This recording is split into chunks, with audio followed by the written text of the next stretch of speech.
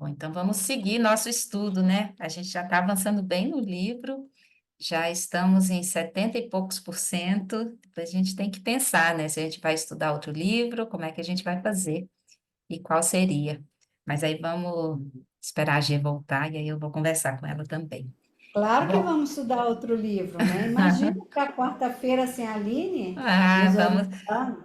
vamos As seguir quatro, juntos, né? as quatro incomensuráveis que você pensou era bom. É, Felicidade genuína também era bom. sim, eu tenho essas possibilidades, né? Eu finalizei na semana passada o estudo da felicidade genuína com outro grupo na quinta, mas a gente pode estudar ele na quarta, se quiserem também, né? Aí, as quatro incomensuráveis é um que eu tenho muita inclinação a trazer, sabe?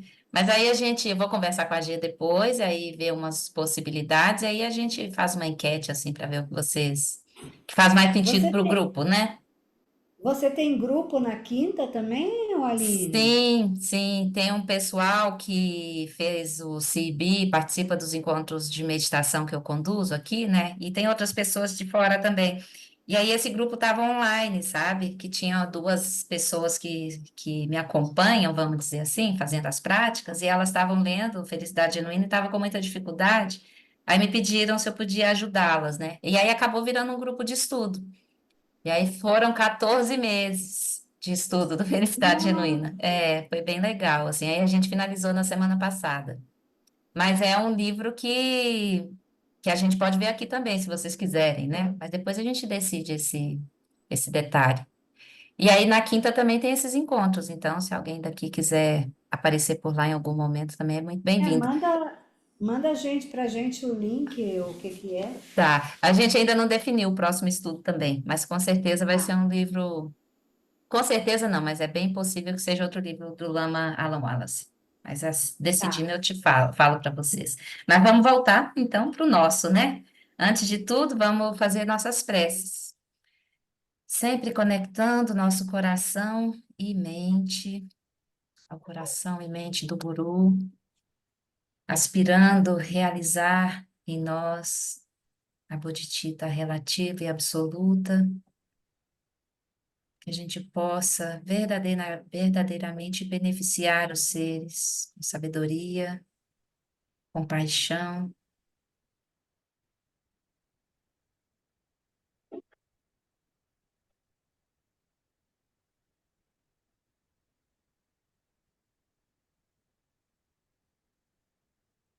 Então, sustentando essa motivação, essa aspiração, nosso caminho, que é a realização da bodhicitta, conectamos nosso coração e mente ao coração e mente do Guru Rinpoche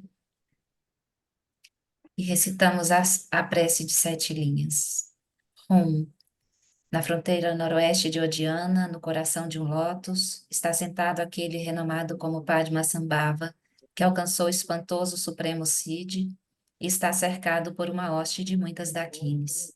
Seguindo suas pegadas, dedico-me à prática. Por favor, aproxime-se e conceda suas bênçãos. Guru Pema Siddhi Orgen Yogi Nupjan Pema Gesar Dompola Yatsen Chogi Nyodrupye Pema Jone Jesudra Kordo Kandro Mapeho Keki Jesuda Drupki Jinje Lapchi Shekso So Guru Pema Siji Hum Orgen Yogi Nupjansan Pema Gesar Dompola Yatsen Chogi Nyodrupye Pema June Jesudra Kordo Kandro Mampeko Keki Jesu Datrupki Gente Lapti Shekso So Guru Pema Siji Hum.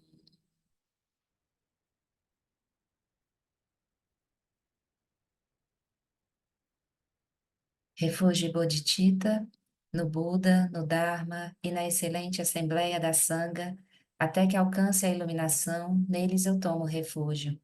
Através da minha prática das 6 perfeições, possam todos os seres sencientes alcançar o estado búdico. Sanje Chodan Sochi Chonamba Janchu Bardu Dagni Chapsuchi Dagi Jinso Jipe Sonanchi Drola Pentir Sanje Drupasho Sanje Chodan Sochi Chonanga Jancho Bardo Dani Chapsuchi Dagi Jinso de Pesonante Drola Bentir Sante Drupacho.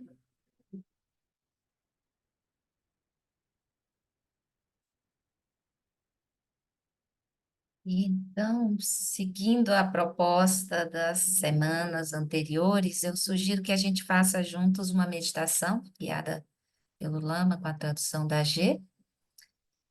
E então, enquanto uma posição de corpo confortável, pode ser sentada, pode ser deitada, uma prática de 24 minutos.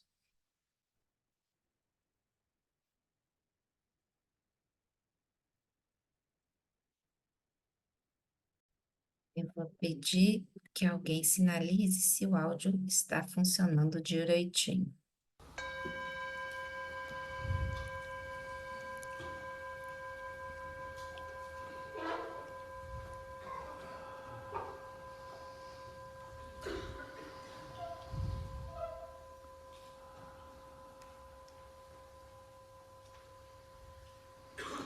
We begin as always by settling body, speech and mind in the natural state.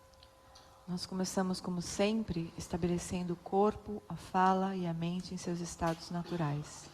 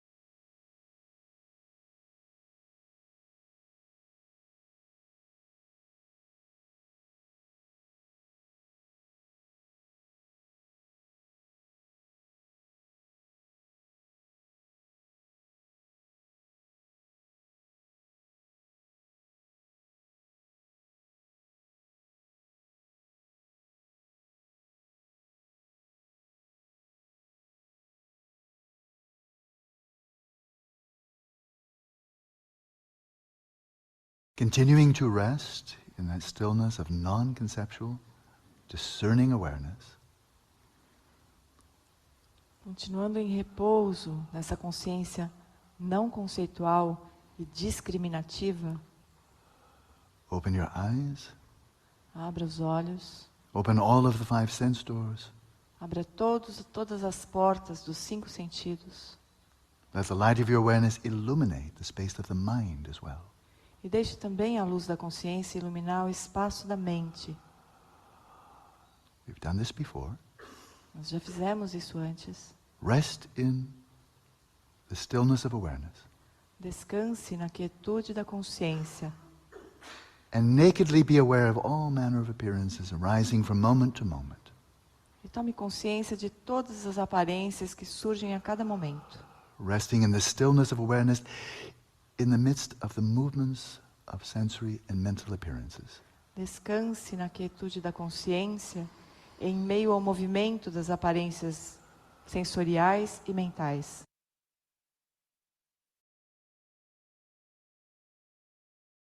These appearances have no labels built in.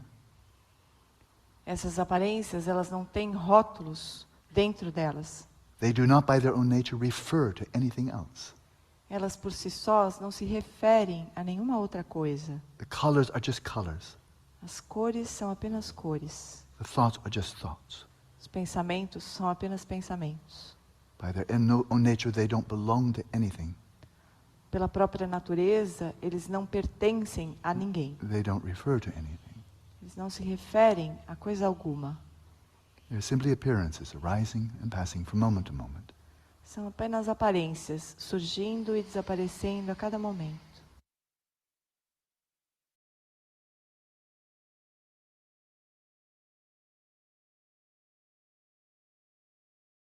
That's when we view them from a purely non-conceptual perspective. É assim que nós as vemos de uma forma puramente não conceitual.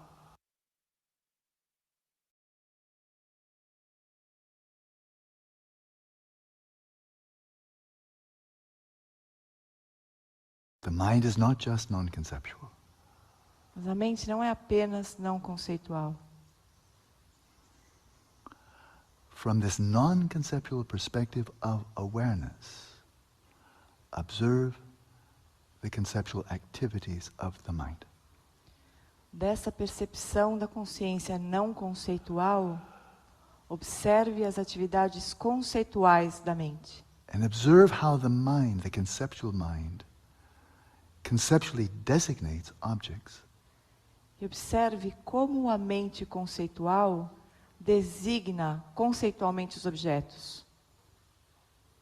And thereby brings them into existence relative to that conceptual mind. Dessa maneira, a mente conceitual traz os objetos à existência. The mind literally conceives of objects A mente literalmente concebe os objetos and brings them into existence by the power of conceptual designation. e os trazem à existência pelo poder da designação conceitual. At which point these conceptually designated objects do have causal efficacy. Até que ponto esses objetos designados conceitualmente passam a ter eficácia causal? Observe how this occurs. Observe como isso acontece.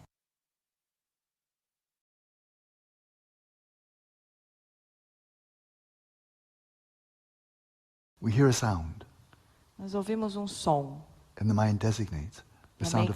sound of someone coughing. A mente designa, esse é o som de alguém tossindo.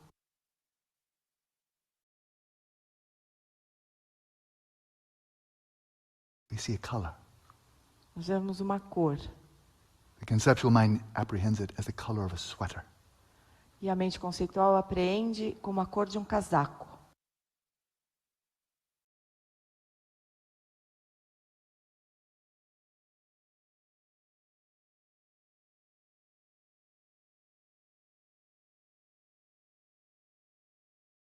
We experience the appearance of a tactile sensation, and the mind apprehends it as the feeling in my knee. Surge uma aparência tátil e a mente apreende. É uma sensação do meu joelho.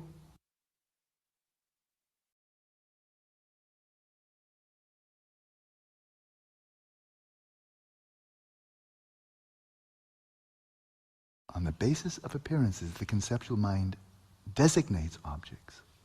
Com base nas aparências, a mente conceitual designa objetos That have those appearances as its attributes. que têm essas aparências como atributos. But those objects exist only relative to the mind that conceives them. Mas esse objeto existe exclusivamente na dependência da mente que o concebe. Those objects are not discovered. Esses objetos não foram descobertos. They are created Eles são criados by the conceptual mind. pela mente conceitual. Just as appearances Assim como as aparências are illuminated by non-conceptual awareness. são iluminadas pela consciência não conceitual. Is this so or not? Isso é assim ou não? Observe closely. Observe de perto.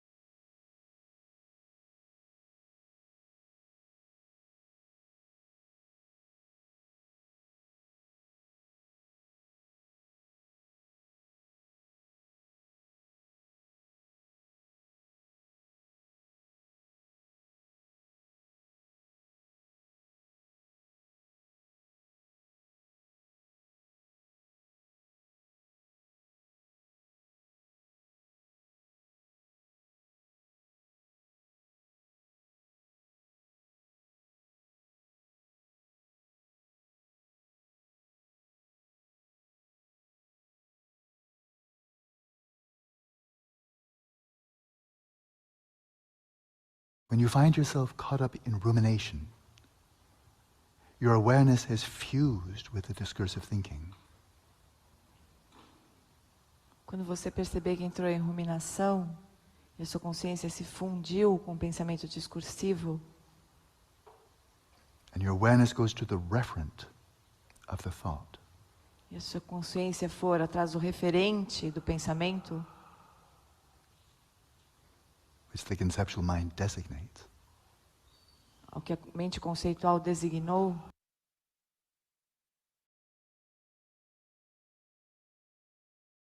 When you observe that your mind has been carried away by distracting thoughts, quando você perceber que a sua mente foi arrastada pelas distrações, relax. relaxe. Release the identification with the thinking. Solte a identificação com o pensar. Return to the stillness of awareness, non-conceptual. Retorne para a quietude não conceitual da consciência. And simply observe thoughts as thoughts, E simplesmente observe pensamentos como pensamentos, without even designating them as such. sem nem mesmo designá-los como pensamentos. Simply observe the appearances which have no labels, Simplesmente observe as aparências que não têm rótulos, and yet are distinct, not blended together. mas que ainda assim são distintas, não estão misturadas.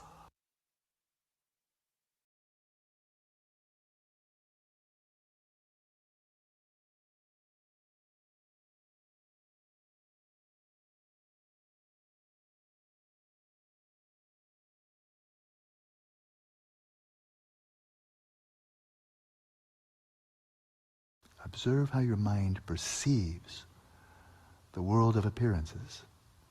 Observe como a sua mente percebe o mundo das aparências And conceives the world of objects and subjects. e concebe o mundo de objetos e sujeitos, Which we imagine to bear appearances as their qualities. Que nós imaginamos que eles têm as aparências como qualidades. Let's continue practicing in silence. E agora nós seguimos a prática em silêncio.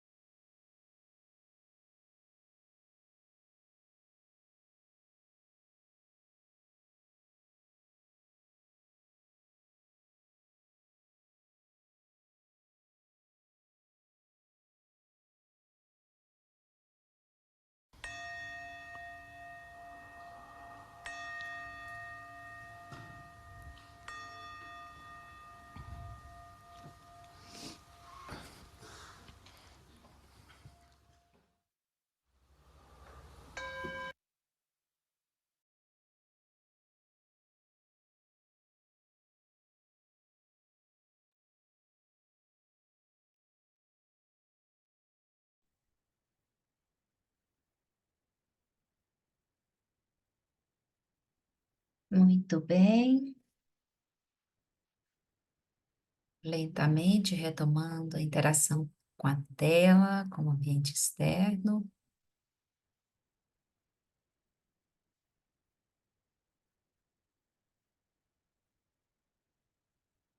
Essa prática discernindo aparências e designações conceituais.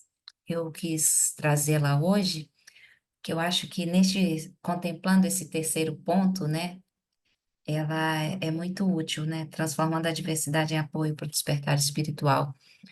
E se a gente conseguir contemplar as nossas experiências, né, as experiências que surgem, as adversidades, como aparências, a gente ganha um espaço, né, de liberdade para se engajar com elas.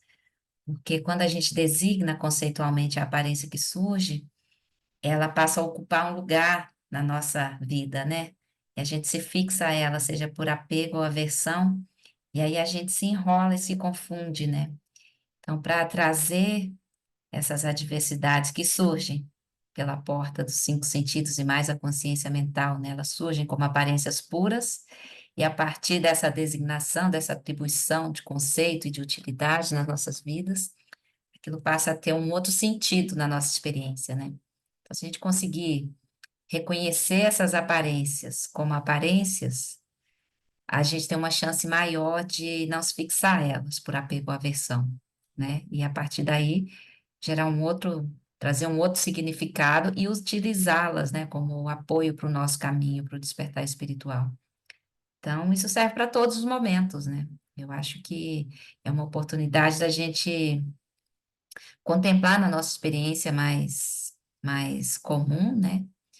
E especialmente quais aflições que surgem para a gente com mais frequência, e elas surgem a partir de quais aparências, né? O que desperta essas aflições com mais frequência e que é mais claro para a gente. Então, a gente vai fazendo esse treinamento. O convite é esse, né? Tudo bem? A prática foi tranquila?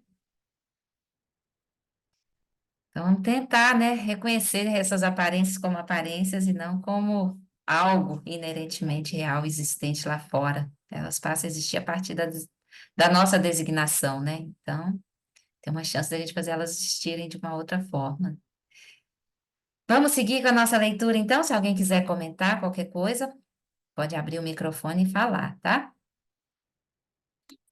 O Olá. que eu queria. Ah, por Não, favor, Roberto. não, Cristina, fala antes. O que eu Primeiro, queria falar é rapidinho. É que eu comecei muito agitada, aí eu resolvi fazer a contagem lá do Lama Karma, e aí eu acalmei e consegui fazer melhor a condução do Lama Alan. Que maravilha, né, Cris? É. Já ter essa possibilidade de perceber como tá e saber o que fazer, né, para acalmar esse movimento mental. Maravilhoso. Roberto, pode oi. falar? A impressão que eu tenho é que antes de a gente designar e conceituar, a gente já tem a fixação. Porque vem a aparência, antes de eu chegar e falar, estou vendo uma TV. Não precisa do rótulo TV e tal, tem uma informação. Essa informação chega. Então, é claro que quando a gente rotula e tudo, é como se a gente entrasse no labirinto e se enrolasse mais ainda, né? Porque aí você, o- com o simbolismo da linguagem, a coisa parece mesmo substancializada, porque Uhum. você faz mapas, é uma beleza. Mas a, a fixação é interior. Eu tenho quase certeza disso, pelo menos, entendeu? Não parece um pouco? Quando Sim. a gente olha uma coisa assim, antes de você olhar e chamar de porta e ver você tem uma informação. Aí você vai falar, ah, sim, mas o meu gato aqui olha a porta de uma outra maneira. Ah, sim, sim, sim. Quando, né, ele vê um barulhinho da lata de atum, ele já tem uma interpretação diferente. Mas ele está se fixando, é claramente, né? Ele está. Era só esse comentário, eu acho que São muitos elementos, né, Roberto, que surgem simultaneamente, né? Aí a gente está um treinamento assim para a gente ver como a gente se fixa ainda mais, isso se torna mais, entre aspas, rígido na nossa experiência com de sujeito como um objeto a partir dessa designação. Porque aí, a partir da designação, a gente não só se fixa, a fixação não só se estabelece realmente, como a gente mantém isso por um período prolongado, né? Com os pensamentos, com as ruminações, com as atribuições ali que a gente fica imaginando, lembrando, com as memórias sobre aquele objeto, com as projeções de futuro relacionadas àquele objeto. Então, a designação conceitual, ainda que não seja em palavra expressa, dita, mas quando isso passa a ter uma existência, entre aspas, concretude na nossa experiência, a gente traz isso para uma experiência mais prolongada, né? E a fixação se prolonga também. E aí, se a gente vai destituindo esse objeto dessas características que a gente pensa serem do objeto, mas na verdade são atributos que a gente imputa ao objeto, ele vai deixando de ter essa solidez, né? Essa importância tão grande na nossa experiência. Mas fato é que a fixação não surge só a partir da designação, né? Isso é mais um elemento que está combinado, né? Que está nesse combo que surge junto, né? E aí Porque, é bom a gente por- ir olhando para a nossa experiência, observando como isso surge para cada um de nós, né? Vai ser de forma semelhante, mas não igual exatamente, né? em tese, seria possível designar sem se fixar, só do ponto de vista operacional. Porque Uhum, senão a comunicação também travava, né? sim, Você teria que ter por telepatia, qualquer coisa. sim, Porque, entendeu? Sakyamuni, a gente acredita que ele despertou, e ele conseguia, até os 80 anos, ele falava com as pessoas. Então, sim, então a designação tem uma função também de, dado que a gente tem aparências, a gente, como se diz, elaborar sobre elas, né? Designação, sim, estou falando pensamento, estou falando linguagem, né? sim. Elas são primos, os dois. Sim, mas tudo Né? isso é necessário para a nossa experiência, né? O ponto é como nós nos fixamos a isso e trazemos isso para uma ideia de realidade que, na verdade, não existe, né? Essa realidade sólida, inerente, que a gente imputa a um objeto, a uma experiência, ou que a gente atribui, né? Uma gama de significados. O ponto é a gente olhar para isso reconhecendo essa fluidez, né? Esse processo impermanente que não é fixo. Então, a nossa linguagem designa algo e aquele algo passa a existir como esse algo que a linguagem designou. Mas se a gente é, dissolve, entre aspas, né, essa linguagem, esse algo dessa linguagem, aquilo pode ter uma outra existência, né? Uma outra experiência, ser uma outra coisa. Então, o ponto é, não é deixar de designar conceitualmente, de usar as palavras, né, para nossas relações, mas é observar o quanto isso tem de realidade, quanto isso tem de existência inerente, sólido, que não tem, né? Só para a gente ir dissolvendo essa ideia de que os objetos existem inerentemente lá fora, e que a gente se fixa, um eu aqui, que se fixa uma experiência ou algo lá fora. Então, a gente vai contemplando dessa forma E também. observar que a gente tem movimento de energia. Porque Sim, a gente fala assim, não, o medo é construído. Mas o medo vem, entendeu? O movimento é energia. Então, esse movimento de energia, eu acho que é uma coisa muito interessante a gente quer introspectivamente perceber quando a gente sai da zona do conforto, ou ao contrário, perceber quando a sim, gente está muito alegrinho, entendeu? Um pouco. sim. Isso surge junto também, né? Isso surge junto. Cris, Olha, novamente, pode. Não, Quem? é uma coisa Marcele também. só para Aí eu- completar o que o Roberto falou, que eu sinto isso, por exemplo, aqui tem muito cachorro que lata porque tem uma creche aqui, como é que é? É creche de cachorro. E essa hora acho que os donos vêm buscar, sei lá, e aí é muito latido. Não tem como eu não falar, é cachorro, cachorro, late cachorro, eu não consigo, aí eu solto, mas a palavra vem, Uhum. né? E a gente vai olhar para isso por enquanto, sabe, Cris? Olhar para como isso surge assim, grudado, né? Tem uma experiência auditiva e ela surge simultaneamente, aí surge simultaneamente quase uma experiência visual, assim, a imagem do cachorro surge na mente, né? A verbal e a visual, tudo surge junto, né? É contemplar isso, né? Para como isso surge de forma tão condensada e é tão condicionado. E a gente se move no mundo a partir desses condicionamentos. Pensando na imagem do cachorro, uma coisa simples, mas todas as nossas experiências, né, as mais profundas e complicadas e as adversidades também surgem dessa forma, né? E a gente se relaciona com elas dessa forma. Marcele, a Ana e o Paulo tinham levantado a mão, deixa eles falarem rapidinho, aí eu já te passo. Bom, tá. Deixa a Marcele falar primeiro. Então, vamos Ela, lá, cavalheiro. Não, bem rapidinho. E o interessante é o seguinte, ó, eu me pergunto assim, quando você designa, né, faz uma designação, qual é o grau de liberdade que eu ainda tenho? E aí eu vou acompanhando, entendeu?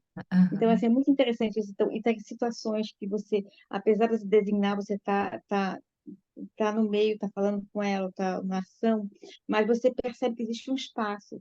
E, de repente, não tem mais espaço. E acabou mesmo, né, o seu grau de liberdade. Então, assim, qual é o grau de liberdade que ainda permanece a partir do momento que eu designo alguma coisa? Maravilhoso. Obrigada, Marcele. Não, assim, Maravilhoso. Ana, o Paulo.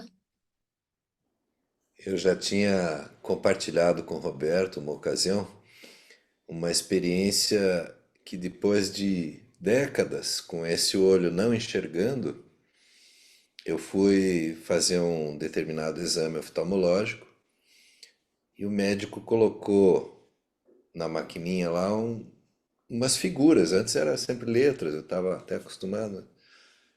Aí, quando ele colocou aquelas figuras, já fazia muitos anos que eu não fazia esse exame. E aí eu estava vendo, mas ele perguntou: "Você está vendo?" "Tô, doutor. O que que você está vendo?" "Um instantinho." Que houve um átimo de tempo para eu poder dizer que aquilo era um triângulo. Eu estava vendo, mas eu não conseguia rotular aquilo que eu estava vendo. Daí ele brincou comigo: olhar não é só impressão fotográfica na retina, né? Tem um processo mental que é muito rápido. A gente não está, não tem claro essa rapidez, né? Mas essa rapidez, evidentemente, o pessoal que explora tecnologia de imagem sabe que existe um limite de tempo para processar isso. Então, na verdade, esta prática, para mim, ela é um exercício de tentar resgatar justo ao contrário. Ao invés de eu já estar com o rótulo, já sei que o rótulo já está formado, já estou fixado nele, mas é buscar essa desconstrução, essa liberdade um pouco ali nesse rótulo que evidentemente eu estou longe de chegar lá, mas é um caminho para isso, né? Muito interessante, né? Como é claro na experiência do Paulo como a nossa mente condiciona as experiências, né? Então, você vai no oftalmologista, você já tem condicionado ali o tipo de exame que ele vai fazer, que são letrinhas, né? Normalmente são as letrinhas invertidas para tudo, né? E aí, de repente, aquilo muda, a mente fica meio perdida, né? Aí precisa de um tempo, daqui muito pequeno, mas para se reagrupar, né, para compreender, identificar aquilo. É muito interessante, né? E é muito claro esse condicionamento, né? Como a gente tem essa visão e essa fala e essa experiência condicionada. Muito bom. E essa prática, assim, é muito maravilhosa para a gente fazer esse treinamento, né? Observar isso na nossa experiência com clareza, assim. E aí a gente observa sentado na almofada. É isso, surge para a gente com clareza. E aí a gente tenta ver quando a gente está no movimento no mundo, né?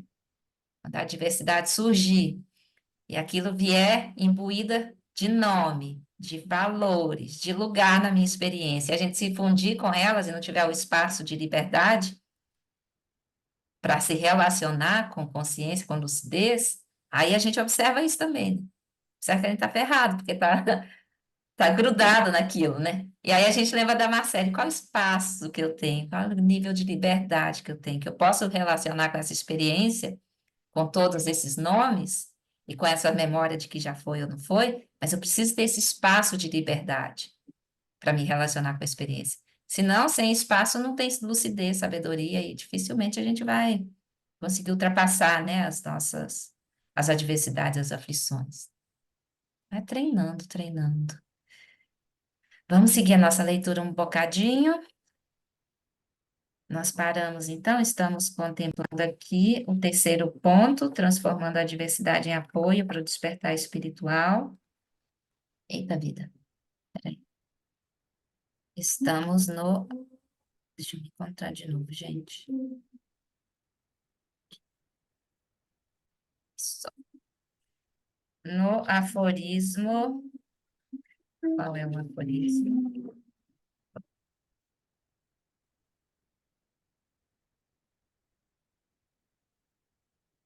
Página 198, o aforismo que nós estamos contemplando agora é: a melhor estratégia é ter 4 práticas. A gente começou na semana passada, né, a ler esse aforismo, e paramos aqui, na terceira das 4 práticas, né? Lembrando que a primeira das 4 é acumular méritos, ou seja, fazer coisas boas, né? Ter ações positivas, virtuosas. E o mérito é considerado um poder também, né? Isso pode ser entendido como poder espiritual, se manifesta na nossa experiência do dia a dia. E a forma de acumular mérito, vocês se lembram, é fazer boas ações, né? Cultivar virtudes, fazer coisas boas. E o que é um buraco negro que drena, né? Que ele suga todo o nosso mérito, são as aflições mentais, especialmente a raiva. Então, a gente vai olhar para essas experiências e tentar usar os antídotos, né? Para não deixar que essas aflições drenem os nossos méritos acumulados, até com certo esforço, por enquanto, né? Então, a gente vai fazer de tudo, buscando na nossa conduta, na nossa ação, gerar méritos, ou ter ações virtuosas, né? Fazer coisas boas. O segundo das 4 práticas usar o poder da purificação, né? Purificar as negatividades. Aí o Lama sugeriu que a gente use os 4 poderes de reparação. E o primeiro dos 4, o poder do remorso, a gente falou sobre ele na semana passada também. Depois, o poder da confiança, da determinação e da purificação. Então, esses são os 4 poderes de reparação que a gente usa para purificar as negatividades. Então, essa é a segunda dentre as 4 práticas desse aforismo. E a terceira das 4 práticas é fazer oferendas aos espíritos. Tudo bem aqui, gente? Só nessa, rememorando um pouquinho? Se a mente aí deixou escapar alguma coisa, falem que a gente vai recapitular. A terceira das 4 práticas é fazer oferenda aos espíritos. Devido aos avanços do conhecimento científico, agora conhecemos as causas físicas para muitos fenômenos anteriormente atribuídos a espíritos, tais como a esquizofrenia, a peste e as intempéries climáticas. No entanto, a crença em espíritos não se limita a culturas primitivas. Na verdade, a maioria das pessoas em todas as outras sociedades e em todas as outras civilizações acreditavam em espíritos. Os materialistas... Ai, Espera lá, rapidinho, gente. Sacola esse negócio aqui. Os materialistas científicos são... Ai, que saco. Desculpa.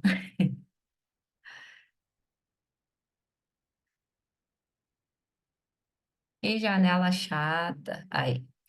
Então vamos nós, desculpa. Os materialistas científicos são praticamente os únicos que não creem em espíritos. Fazer oferendas aos espíritos refere-se a espíritos e não a deidades. Lembra que no budismo a gente tem muitas práticas de deidades, né? Mas aqui ele está dizendo aos espíritos e não às deidades.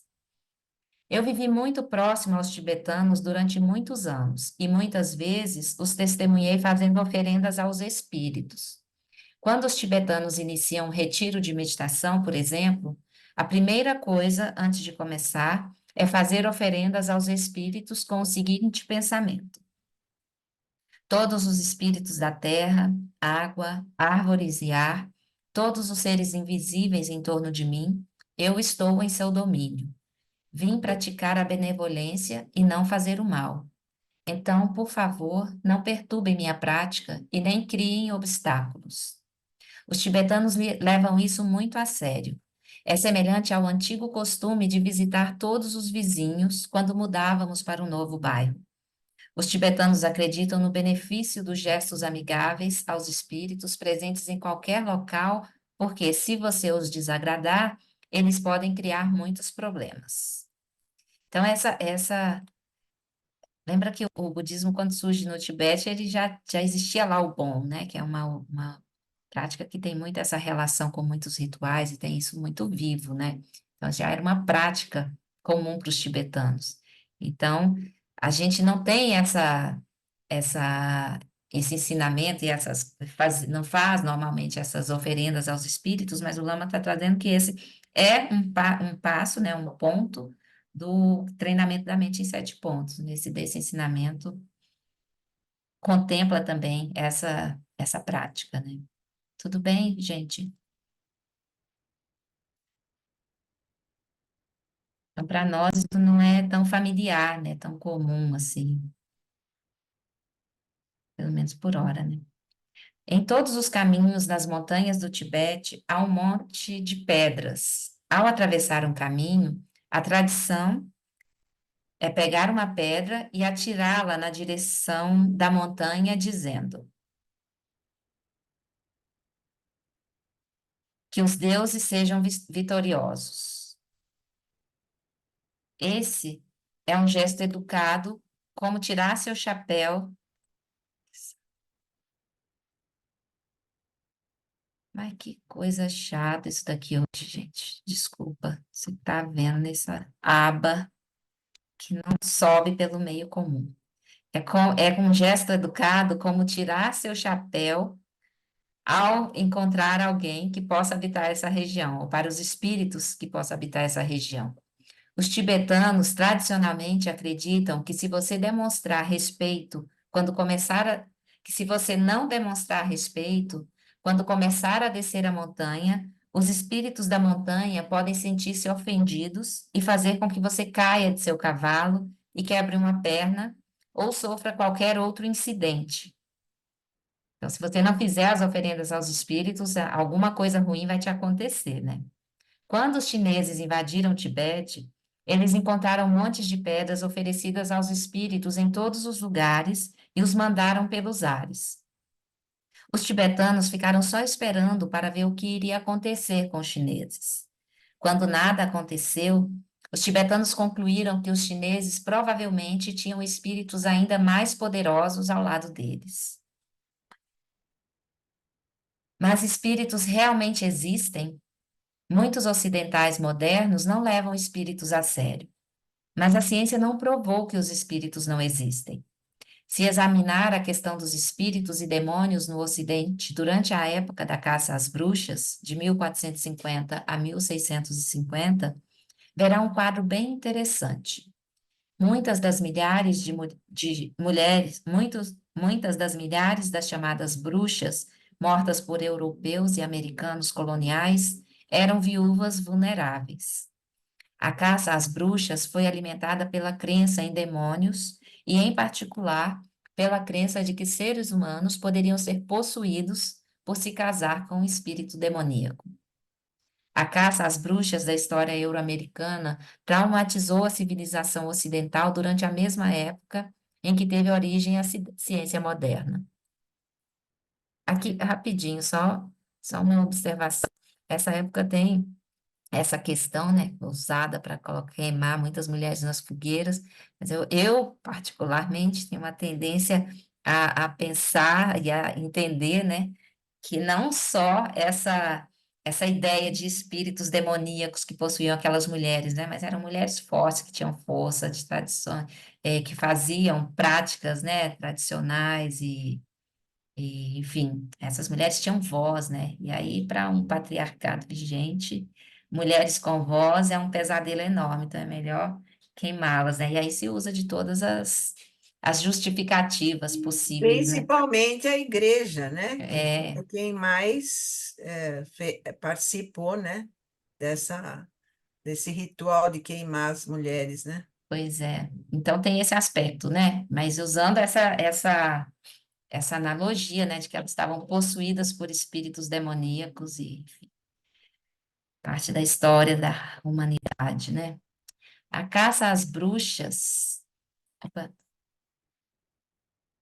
da história euro-americana traumatizou a civilização ocidental durante a mesma época em que teve origem a ciência moderna. Isaac Newton, que é mais conhecido por suas inovações em física do que por seu ávido interesse pela teologia, declarou que os maus espíritos, na realidade, nada mais são do que transtornos mentais. Thomas Sprat, um cientista menos proeminente, que foi contemporâneo de Newton, sustentava igualmente que os espíritos e demônios eram ilusões, cuja inexistência havia sido demonstrada por experimentos, embora ele nunca tenha dito exatamente que experimentos ele tinha em mente. Materialista sendo materialista desde sempre, né? 300 anos depois, ainda existem pessoas inteligentes no Ocidente que acreditam na existência de espíritos e na eficácia do exorcismo. Enquanto isso, os materialistas científicos continuam insistindo que experimentos adequadamente controlados rapidamente demonstram que o exorcismo não afeta o comportamento de possessão demoníaca e que outras terapias, sim. Mas muitos experimentos foram realizados, e as tais pessoas inteligentes continuam a tirar diversas conclusões distintas a partir da evidência a eles apresentada. Embora a existência de espíritos seja certamente discutível, acho absurdo condenar a crença em espíritos como sendo superstição, com o fundamento de que tudo que existe é a matéria e suas propriedades. Deveríamos realmente levar a sério a ideia de que nada existe, exceto a matéria e suas propriedades emergentes? Será que a gente deveria realmente levar isso a sério? Nada além da matéria existe? Qual é exatamente a massa atômica da justiça, do amor, da consciência, das imagens oníricas, das informações, dos números, das formas geométricas, das leis matemáticas da natureza, do espaço e do tempo?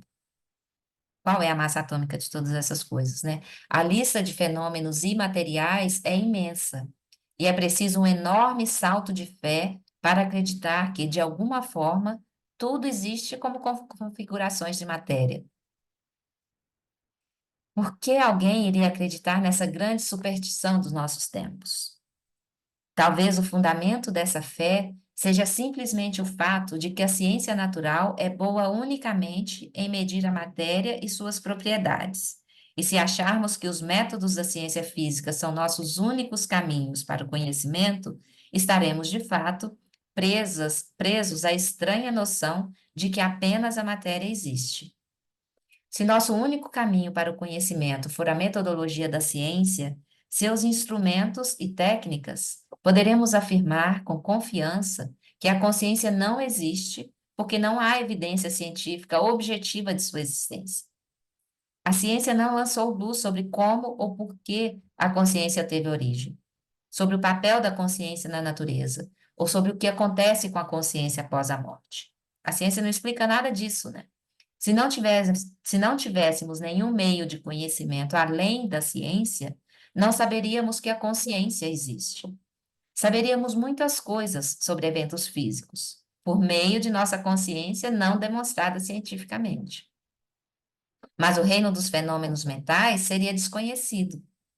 Então, a ciência é muito, muito maravilhosa para demonstrar a existência dos eventos físicos, materiais. Mas quando se trata de eventos imateriais, não há, a ciência não comprova, e não comprovando, ela nega a existência.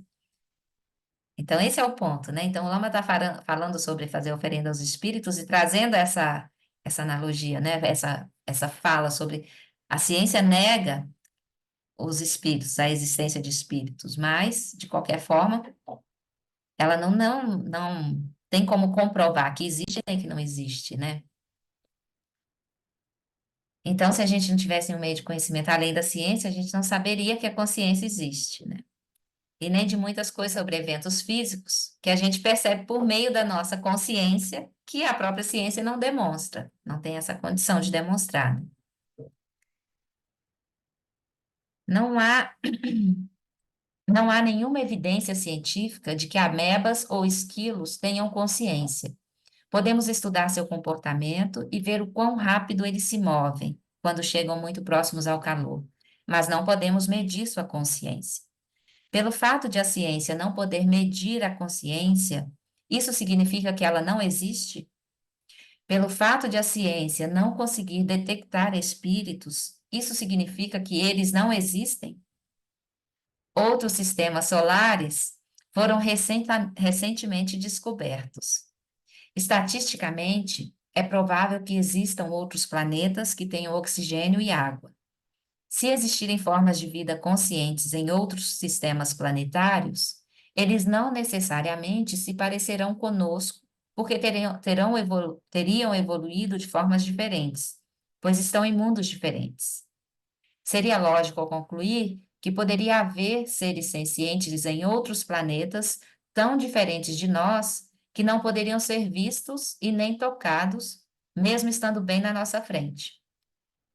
Se formas de vida como essas poderiam existir em outros mundos, por que não aqui mesmo?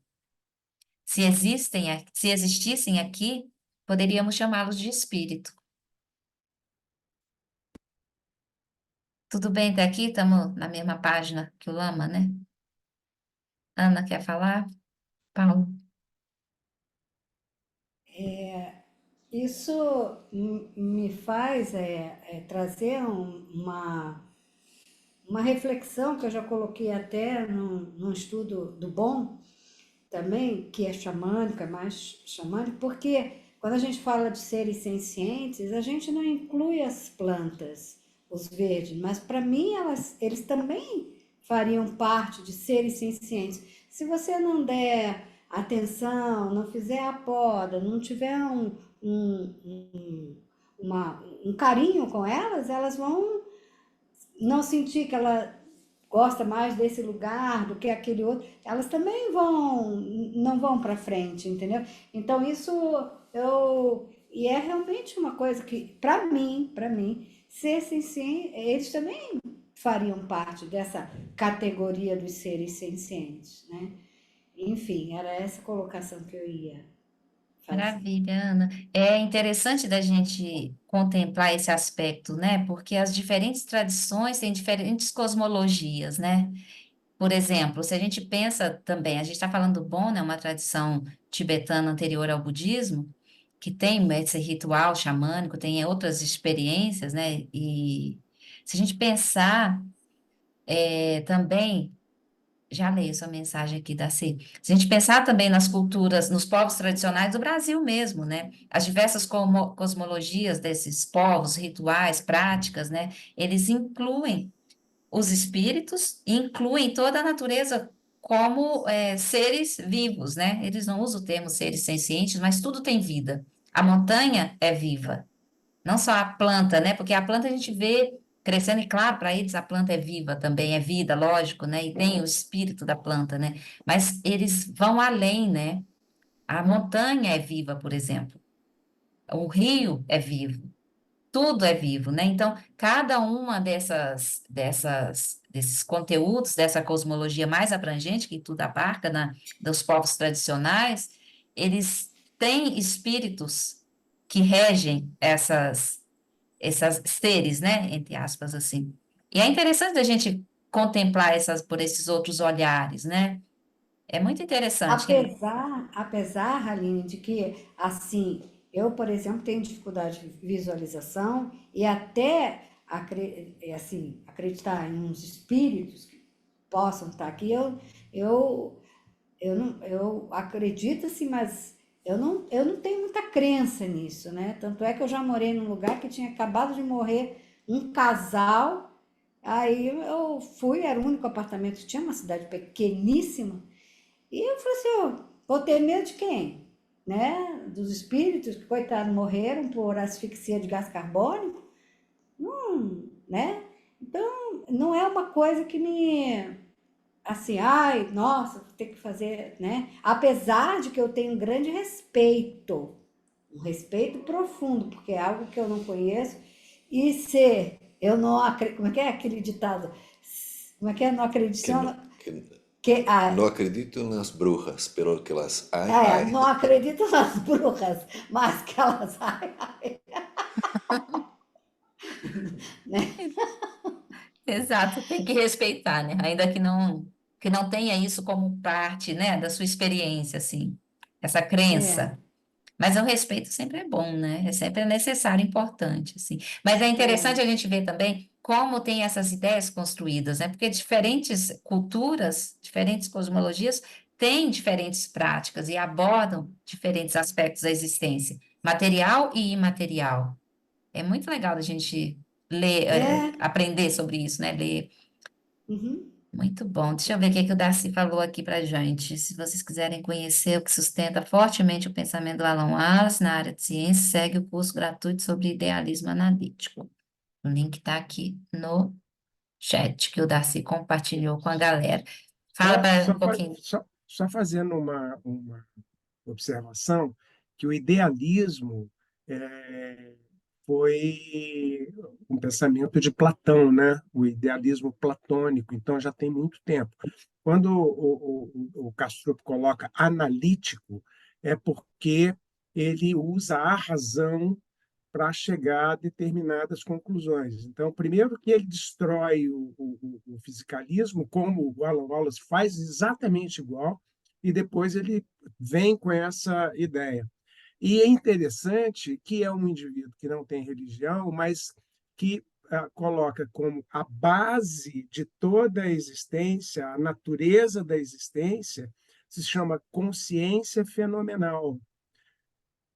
Interessante. E no budismo, no Dzogchen, é consciência primordial. E elas são exatamente a mesma coisa. Que interessante, né? Diferentes caminhos falando sobre uma mesma experiência. Não conheço, estou confiando no que a Darcy está dizendo. Mas é assim, né? Nós estamos falando do Kastrup, que tem um PhD em ciência da computação e um PhD em filosofia, e vem de uma área de tecnologia, de ciência, enfim, e acabou sendo um dos grandes amigos do Rupert, que é um místico, e é lindo esse pensamento, porque ele dá sustentação a isso que a gente está estudando, tanto do ponto de vista da visão científica do professor Alan Wallace, quanto da visão espiritual do Lama Alan Wallace. Maravilhoso. Obrigada, Darcy. Vamos seguir com a nossa leitura, então. Paramos aqui, né? Poderíamos chamá-los de espíritos. A medicina tibetana assumiu uma postura muito interessante e prática com respeito aos espíritos. Esse sistema médico antigo investiga a etiologia da doença em termos de comportamento, meio ambiente e dieta. Ela também reconhece a existência de minúsculos seres sencientes no corpo, muito pequenos para serem vistos a olho nu. Alguns benignos, outros malignos. Eles parecem ser o que descrevemos como micróbios.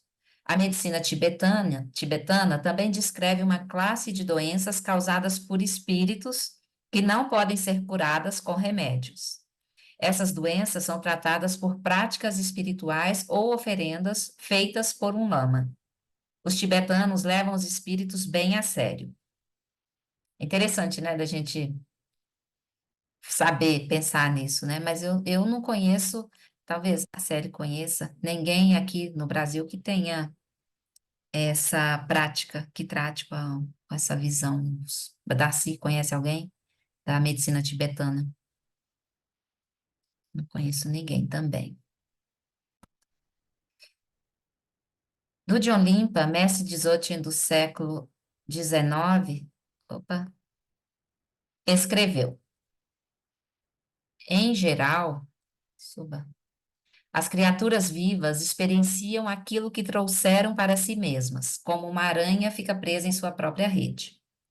O medo de demônios fabricados por superstições antigas é como um pássaro assustado com o som das suas próprias asas, e como um servo apavorado ao ouvir o som de seus próprios passos.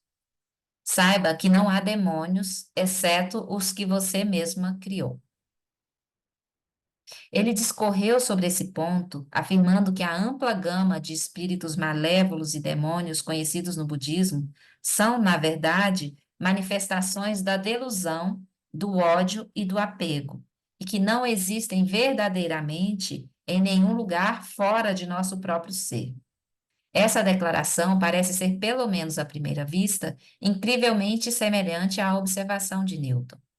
Mas o contexto da declaração de Dujon Limpa é que não só os espíritos, mas todos os fenômenos mentais e físicos são trazidos para a nossa experiência de realidade pelo poder da designação conceitual. Nada existe além de aparência à consciência, e a consciência em si é vazia de qualquer existência inerente. Claro que somos livres para adotar uma interpretação psicológica do conselho de fazer oferendas aos espíritos. Então, rapidinho, antes da gente seguir aqui, do Johnny está falando que não, seres e demônios e malévolos, isso não existe inerentemente lá fora, né? Toda a nossa experiência é trazida, surge a partir da designação conceitual. Então, a experiência de seres, espíritos malévolos e tudo mais, também surge a partir dessa experiência, da designação conceitual e das nossas próprias experiências internas, né? Claro que somos livres para adotar uma interpretação psicológica do conselho de fazer oferendas aos espíritos. Por exemplo, quando uma pessoa que, agindo a partir do espírito do ressentimento, nos prejudica, podemos expressar gratidão à adversidade que alimenta a nossa prática espiritual. A pessoa está possuída por um espírito do ressentimento ou qualquer espírito que for. Ela nos prejudicou e a gente agradece porque isso que ela fez, essa adversidade que ela proporcionou, vai alimentar a nossa prática espiritual. Mesmo que não possamos expressar um agradecimento à adversidade em si, podemos oferecer os presentes da bondade amorosa e da compaixão para a pessoa que foi possuída pelo espírito demoníaco. A gente usa esse espírito demoníaco manifestado em forma de um ser desequilibrado que nos aflige, a gente usa os antídotos, né, da bondade amorosa e da compaixão e transforma isso em essa adversidade que surge a partir dessa relação em combustível para a nossa prática. Então, a gente agradece não a adversidade, mas olha para esse ser a partir dessas qualidades, né, de bondade e compaixão. Então, esse é a terceira prática, dentre as 4 práticas que o Lama nos orienta, que o Lama não só, né? Dentro do treinamento, nós recebemos como orientação. Então, tudo bem aqui? Fazer oferendas aos espíritos. Então, vamos para a 4ª dessas 4 práticas, que é fazer oferendas aos protetores do Dharma. Os tibetanos reconhecem muitos tipos de protetores do Dharma, ou Dharmapalas. Existem protetores para as várias ordens do budismo tibetano e para monastérios específicos, bem como Dharmapalas aos quais se pode pedir ajuda pessoal. Esses últimos são como anjos da guarda. Alguns Dharmapalas são seres totalmente iluminados, e seres não iluminados também podem ser chamados para prestar assistência.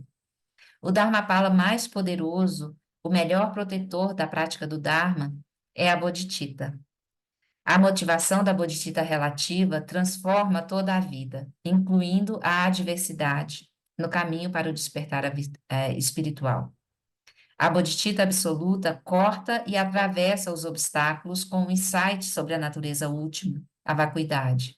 Portanto, tome refúgio no maior dos protetores do Dharma, no próprio coração do Dharma, na Bodhicitta. E assim a gente finaliza esse aforismo. Então, a melhor prática, a melhor coisa que a gente pode fazer é ter 4 práticas, a melhor estratégia. Acumular méritos, purificar as negatividades, fazer oferendas aos espíritos e fazer oferendas aos protetores do Dharma. Então, essa é a orientação para a gente seguir essa semana. Tudo bem, gente? Alguém quer falar, perguntar? Não? Então, vamos encerrar por hoje. Vamos dedicar nossos méritos, né? Tem, tem algumas partes que tem muitos elementos, né? Outras a gente não tem tantos poréns. Então, vamos dedicar os méritos do nosso encontro, das nossas práticas, do nosso estudo de hoje. E cada um pode trazer à mente, ao coração, um ser querido ou não, um ser próximo ou distante, para dedicar os méritos da sua prática. De forma mais abrangente, nós ampliamos a nossa visão, nosso coração e mente para dedicar os méritos a todos os seres nas 10 direções, que por qualquer motivo que seja, está experimentando o sofrimento, que estes seres possam ser livres do sofrimento e das causas do sofrimento, que eles possam encontrar, desfrutar da felicidade, encontrar as verdadeiras causas da felicidade.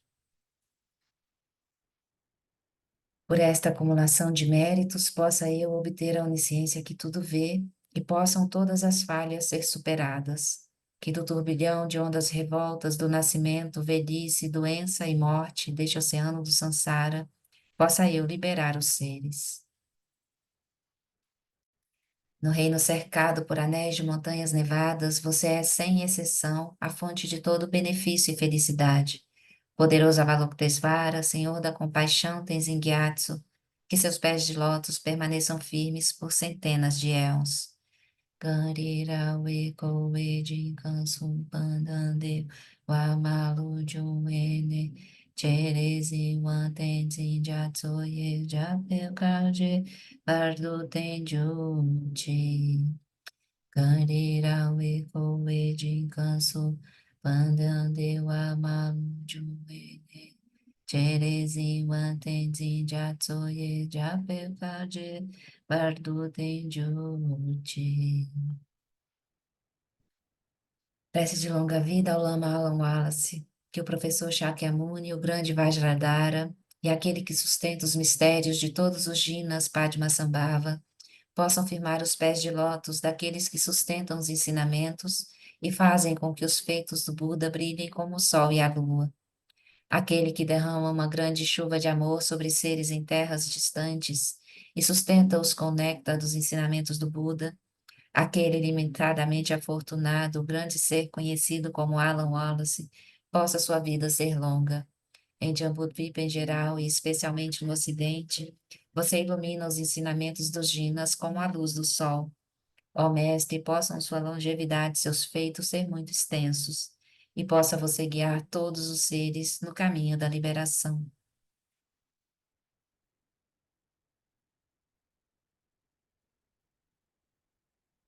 Prece pela propagação dos ensinamentos, que a extensiva tradição do grande ordem se estenda como o espaço, e o esplendor dos tesouros espirituais, que são sua atividade iluminada, brilhe pelas 10 direções.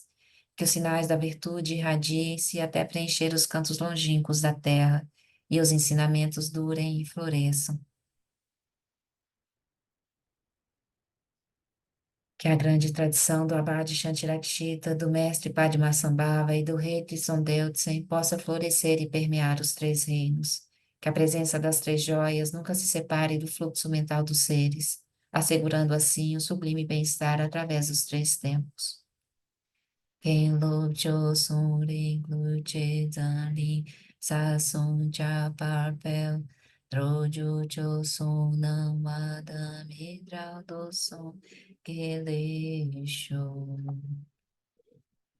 Por essa virtude, possa eu rapidamente realizar o Lama de Odiana, e possa eu conduzir todos os seres, sem exceção, a esse estado de realização. Eu adinho Duda, Ogela Madrugyune, Doa Chike Malupa, De Salakupa, Shum.